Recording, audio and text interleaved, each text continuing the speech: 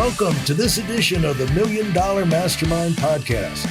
This is where we pick the brains of high achievers from all walks of life and get their hard-earned, real-world insights on winning. I'm your host, Larry Weidel. As you have success, develop contacts, experience, being able to pass that on or make that available to your children, even if they're not interested in it, it gives them a broader information base to make decisions about themselves. Yeah. Rather than, you can say, here's what that looks like all the way up at the top. Here's what, if you do that well, here's the top game designer, and, this, they can get, so much of success in life is being able to have a role model or successful role models in areas that you are attracted to, where you can kind of see how they do it. You can model it. Yep. You can internalize it. You don't have to have every single little thing explained to you. But then you can get on there and say, like it, thought I loved it, on to something else, Yeah. And that may happen, may not, but it's the same thing where this applies in business.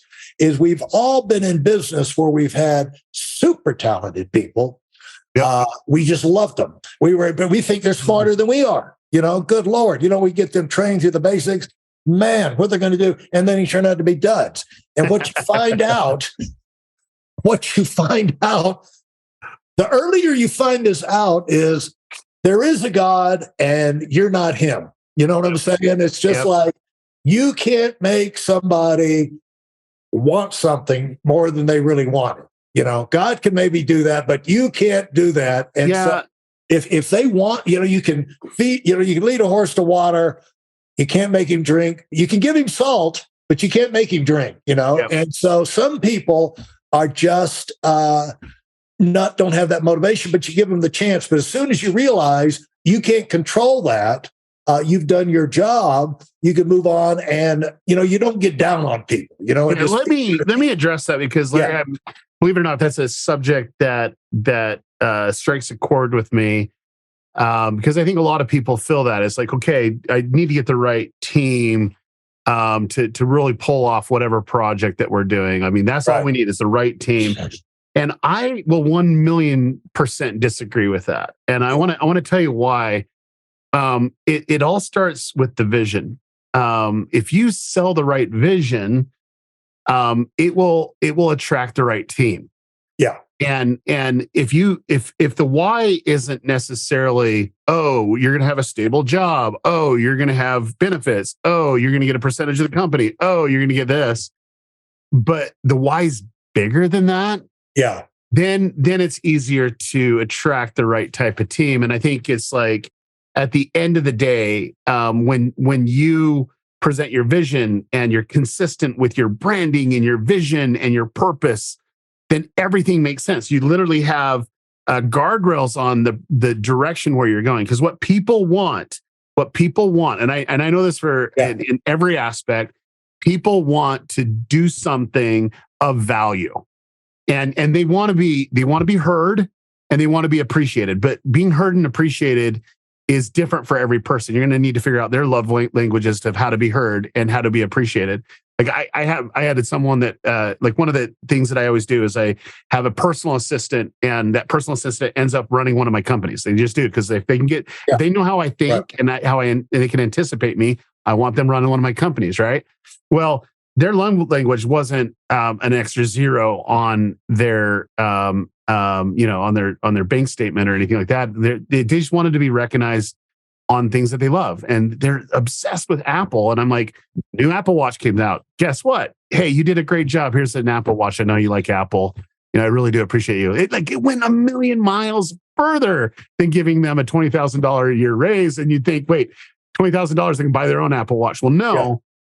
It's being thoughtful on who's helping you build your vision. And so I think it comes back down to every organization needs someone that is that visionary, saying, hey, here's where we're going, and here's how we're going to get there, and this is how all the pieces get together. Now, I don't know all the little details, but we're going to figure it out together because we're going to do this and we're going to take it and go a lot further. And I think that's what weeds out the people that just are looking to clock in and clock out, because then they can get behind something bigger than a paycheck. They can get behind something bigger than just something that's providing for their needs. It's something that they can feel accomplished. And as you take on the world, as you do the things that you're trying to innovate or do, they already drink the Kool-Aid. They're a part of it, and they're lifting you up, and you're lifting them up. And that's how we move the needle. So I know that you probably feel the same way, and I think it's just more positioning. But I just do believe some of the biggest things of why people fail is they don't have a vision, mission, or purpose statement, and they don't do specific goals and create a plan to achieve the goals of where they're going. They just says, oh, we want to do this, and all we need is more sales. Well, no, you don't need more sales. That's not always the case. Yeah. You just need to be more profitable, and sometimes that's to, have better systems of communication or what have you. And so, all in all, I think, if I was mentoring someone, it's like literally figure out what you want, figure out that finish line, figure out your vision, your mission, or your purpose. And if it's just to be richer, then go deeper. Because like if you really want to make an impact and you really want to impact the world in a certain way, and the world can see that they want that impact because there's a problem and there's a solution, that's when you're going to have ultimate success. And it's just more being consistent on your goals that will take you closer and closer to where you would like to be.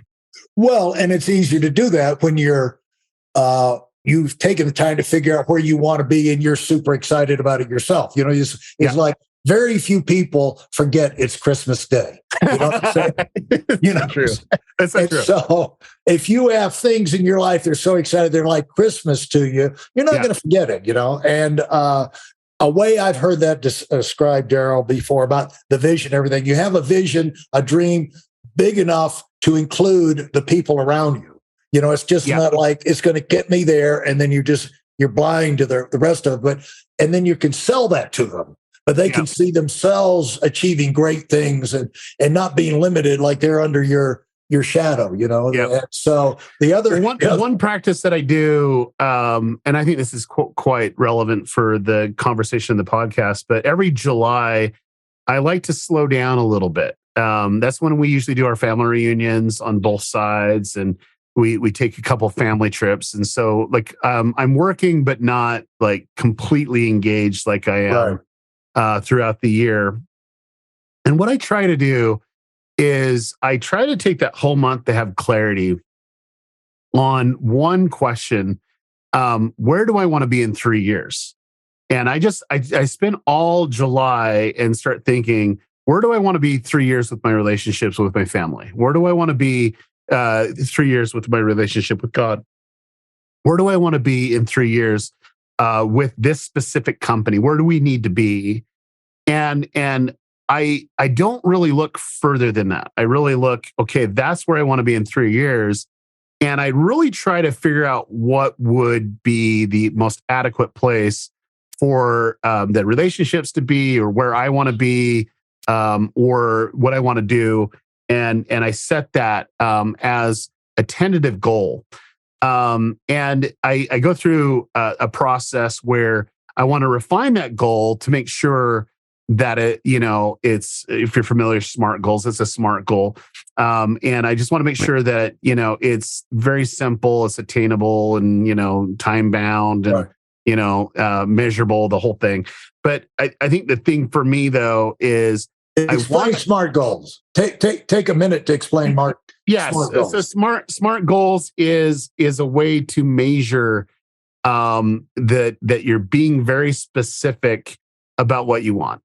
So it's if I can remember the acronym. So it's specific. You got to be very specific of what it is. Usually one sentence. Time bound, so that if you don't put a time on it, then it's just a dream. You have to say, I want this by 3 years or whatever. So it's attainable. So like there's certain goals that people put out there. They're like, oh, I want to walk on water and, whatever. And, is it really attainable? Is it really obtainable? Right. And then realistic. That's where you have to do a litmus test. And then the last is timebound. So it's an interesting concept, but I try to just see, can I actually pull this off?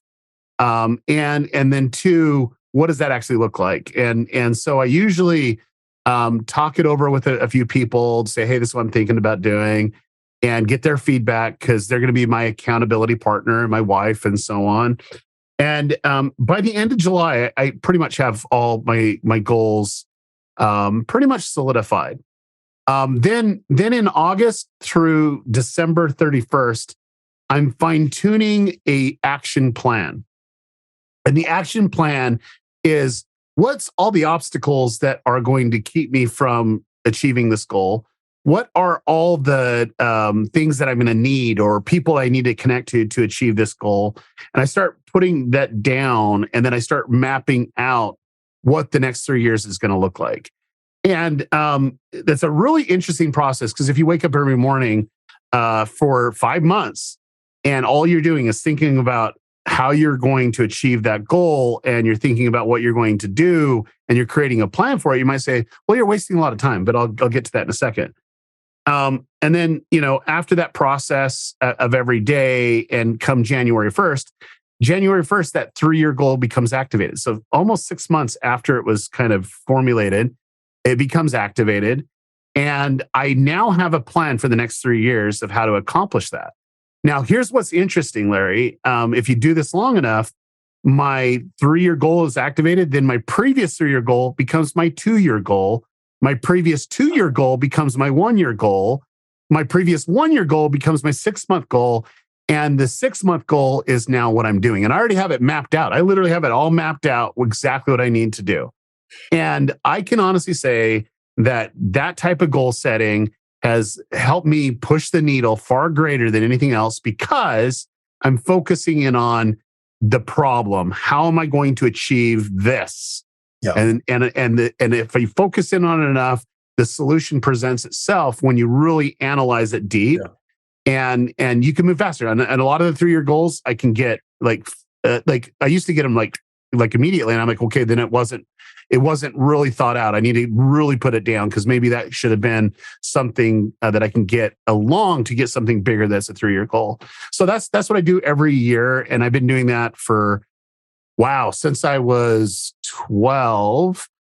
And it just got more refined as I got older. But it definitely helped hardwire me into really thinking big and looking to move the needle and transform the world. And so in every perspective, like even one of the accomplishments that I have is like a lifetime that people would love. But honestly, it like every little thing is like a stepping stone to something else. Because I think the way that I'm projecting and planning, that goal helps me get the other goal that I really want. And so there's kind of a path. And so there's kind of like a step up of where I want to be. Yeah. And like with goals, it's not like they're separate. Everything's connected, folks.